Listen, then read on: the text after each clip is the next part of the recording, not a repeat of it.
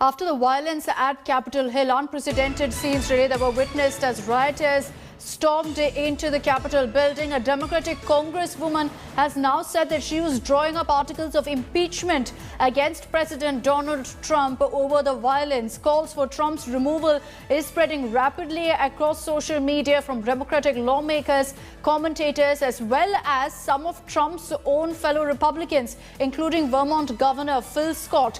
Democrats could issue a quick one-count bill of impeachment against Trump for inciting, for encouraging rioting, and proceed with a vote. But the move would likely flounder in the Republican-controlled Senate. 14 days from now, Joe Biden will be taking over as the president. But with these kind of unprecedented scenes in Capitol, we could be seeing Trump actually getting impeached. I know your pain. I know you're hurt. We had an election that was stolen from us. It was a landslide election, and everyone knows it, especially the other side. But you have to go home now. We have to have peace. We have to have law and order. We have to respect our great people in law and order. We don't want anybody hurt. It's a very tough period of time. There's never been a time like this where such a thing happened, where they could take it away from all of us, from me, from you, from our country. This was a fraudulent election, but we can't play it. So that was a statement from Donald Trump. It drew a lot of flack, a lot of criticism. Geeta Mohan, our foreign affairs editor, is with us. Geeta, a lot of talk about action against Donald Trump, a lot of talk about his impeachment, with just 14 days to go for Joe Biden to take over. This will be a message, a strong message that America sends out if he's impeached, because we understand there are several Republicans also who are saying that it's time for action against Trump now. Well, absolutely. Not just the leadership. There are voices, growing voices now that are coming out from across the United States of America. 20 Democrats have already signed up and have asked for impeachment of Donald Trump. This would be the second time. It'd be historic that a procedure would begin, if at all it does, against sitting president. So, and that too just very close to when the next oath-taking ceremony is going to take place. That's the 20th of January. So it's very clear that there is absolute disappointment in the manner in which dissent was handled. If Donald Trump disagreed, he could have gone to the courts and done just that, instead of instigating violence. So yes, the manner in which things have been handled by the Republican leadership, by Donald Trump, is something that has upset not just the Democrats, which for them was natural to have looked at the impeachment road, but there are Republicans who are also upset with him, to the extent, Akshita, that Mike Pence, Vice President of the United States of America and almost Donald Trump's right-hand man, had yesterday refused to go ahead with Trump's diktats and said that he is not going to, or he does not have the authority to take unilateral action and do away with the Electoral College voting. So that certainly came as a blow to Donald Trump, and you saw the kind of statements. We've been putting that out as to what Donald Trump did to incite the supporters who were there outside the Capitol Hill. So yes, there is enough reason, enough grounds for people to be talking about an impeachment process initiated against the sitting president, the outgoing president. But we'll again have to wait and see how US wakes up to the devastation that and the havoc that was wreaked upon not just the democratic structure, but in the hearts and minds of people who've now started calling it a black day in the history of America's democracy. Ajay, do you see a lot more support for an impeachment motion if it's brought about from Republicans as well?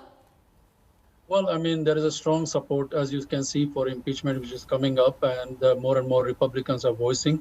As you saw on the floor, Senator from Georgia, who's outgoing senator, she who initially said that she was going to vote against the Electoral College, but ended up supporting the Electoral College. So there's a lot of Republican support coming up. But at the moment, what is ahead of us and what is ahead of President-elect Biden is to unite the country and to bring the Americans together and restore the rule of law and renewal of a politics which is about solving problems and not stoking the flames of hate and chaos.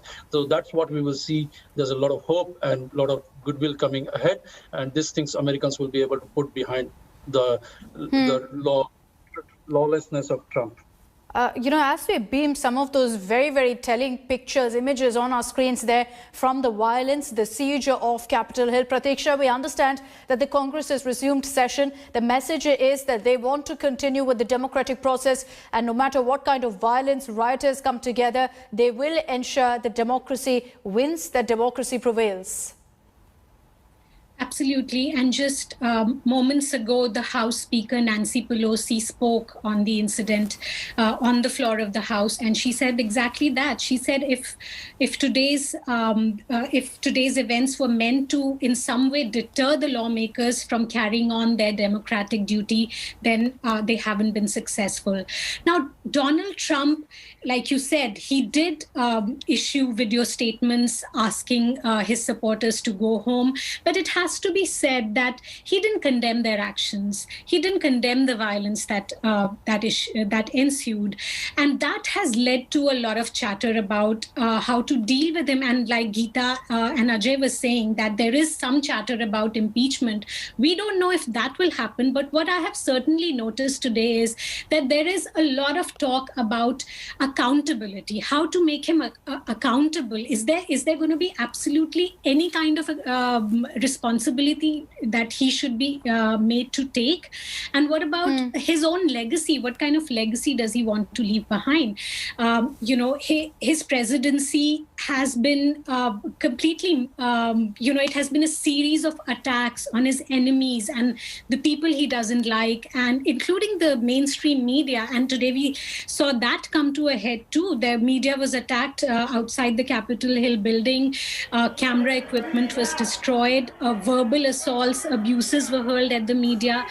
And this is something that President Trump needs to be thinking hard at the moment. Is this the legacy he wants to be remembered for? There's a certain responsibility that goes to the kind of post he holds.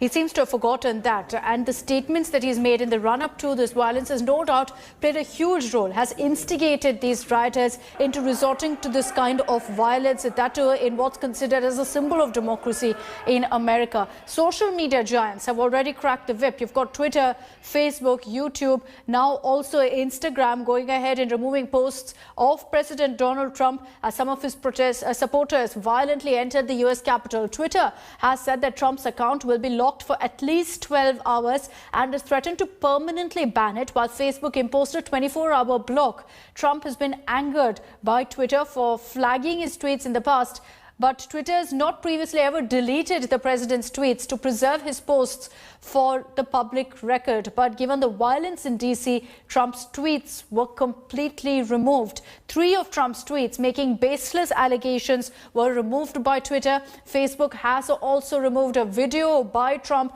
in which he urged supporters who stormed the US Capitol to go home, while also repeating false allegations and accusations about the integrity of the presidential election. YouTube has also said that it's removed the Trump video for spreading false claims about widespread election fraud. Geeta, this perhaps was the need of the hour. Trump has time and again taken to social media to spread falsehoods, to, push his agenda forward and his allegation of electoral fraud. He's never really had any proof. He's made these very, very loose statements, and that perhaps has culminated in the violence we've seen now.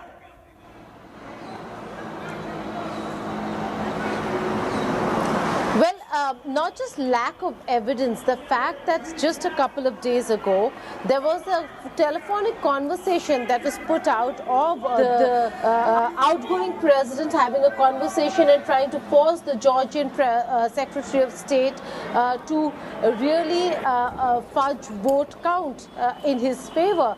That certainly speaks volumes of not just electoral fraud that he was trying to commit, but that absolute lack of evidence in the kind of claims that Donald Trump has been making. So for now, if Donald Trump wants to see some semblance of sanity return to the country, he will have to look at his own actions, the statements made by him, the course of calls that were made by him, and maybe retract, or for that matter, allow the transition that not just former presidents of the United States of America are asking him to do, but also world leaders now calling on him to really look into a smooth transition of power.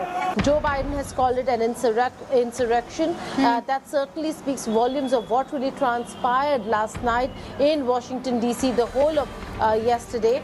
And it certainly seems like there is a growing call for the impeachment to be set in motion, which not only includes Democratic leaders but voices from across America. There are about 35 Democrats, we're told, who've already signed up on a document that asks for or calls for impeachment of Donald Trump.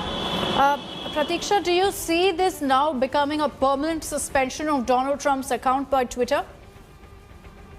Well, as of now, Twitter has said 12 hours. We'll see what happens after that. But one thing is for sure, that they have made it clear that they will not allow any kind of misinformation or incitement to violence on their platform from the President of the United States. I think today's actions have gone a bit too far, even for some very staunch supporters of the President. Today, we saw Vice President Mike Pence breaking away from him, Senate Majority Leader Mitch McConnell saying that, if we are going to continue to undermine this election, our democracy will collapse. And for former presidents who are alive. There are only 4 former presidents who are still living, and all 4 of them have issued statements. Bill Clinton, Barack Obama, George W. Bush, and Jimmy Carter.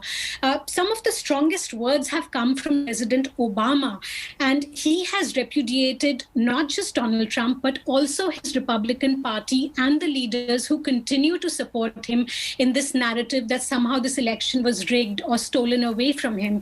He has said now it's a choice that they have to make, whether they want to continue going down this road and keep stoking these fires, or they can choose reality and take the first steps towards extinguishing the flames. They can choose America. Some very strong criticism coming in from former US presidents. Ajay, how damaging is this for America's reputation? The fact that social media giants are forced now to mute, to block, to go ahead and take action against the head of state's Twitter account. Well, I think what social media giants are doing is good for the humanity, and it's definitely damaging, and it's definitely, hurting the image of United States across the world, where the whole world looks at America as a beacon of hope and democratic country. But at the same time, democracy is fragile, and what we have seen, the goods and evils of democracy happening live in the last 4 years. But what we also forgetting while this news is happening, in last 2 days, the Georgia elected 2 senators, for Democrat senators, and which gives them now Democrat the ability to control the Senate. So a lot of good things will be happening in coming 4 years. And what has happened today, why the National Guards did not come on time, or why there was no preparation ahead as it was done for Black Lives Movement, and all those things will help rebuild this security and institutions and everything around the Capitol, and strengthen the democracy. So that will happen in due course of next coming days, weeks and months. Okay, Ajay, Pratiksha and Geeta, request you to stay on with us. We have to slip into a very short break here on India Today. We continue to keep our focus on the story. On the other side, I'll give you a sense of the kind of reactions that have come in from across the world. Prime Minister Narendra Modi has also put out a tweet about 30 minutes ago. I'll be getting you details on that in just a bit. Hi everyone, Preeti Chaudhary here. Hope you like this video. For latest news and analysis, like and subscribe to the India Today YouTube channel. And don't forget to press the bell icon to stay updated. Thank you for watching.